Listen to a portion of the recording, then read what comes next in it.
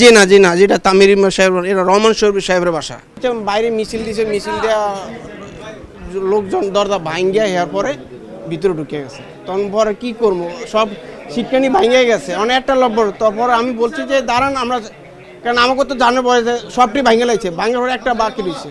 পরে আমি খুলে দিয়েছি, খুলে একজন বাড়ি দিচ্ছে, এটা খোলে না, ইয়া করেন না কেন।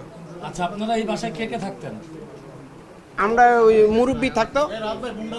মুরব্বি থাকতো আর আমরা কাজের স্টাফ 3 জন। আচ্ছা, আর এই বাসায় কারা থাকতো, মানে যারা থাকতো কারা, কে কে? যে এই বাসায় কে থাকতো? এটা আমার সাহেবের মেয়ে থাকতো। হ্যাঁ, আপনি সাহেবের নাম কি করে বলেন? সাহেবের রহমান শরীফ। ওনার মেয়ের নাম কি?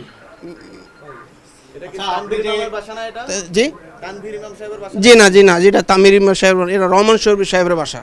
আচ্ছা, আপনি একটু আগে আমাকে যেমনটা বললেন যে রহমান শরীফ মৃত্যু মাত্র, জি শুনেন, এসটি ইমামের ছেলের সাথে কবে ছাড়াছাড়ি হয়েছে আমাকে মানে অনুমানী, আমরা তো এখন কইতে পারবো না, আমরা চাকরি করি, আমরা তো কইতে পারতেছি না।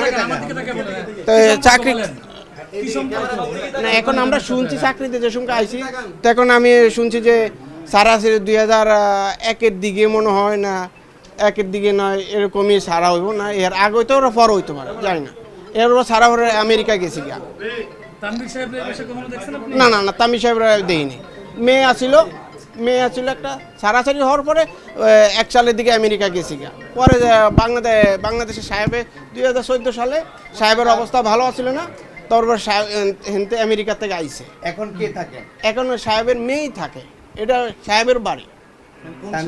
রহমান শরীফের সাহেবের বাসা এটা। বাপের বাসাতেই মেয়ে আছে। বললাম তো রহমান শরীফ। উনি রহমান শরীফের গার্মেন্টস ওয়াটার। রহমান শরীফ তানভীর ইমামের কি হয়?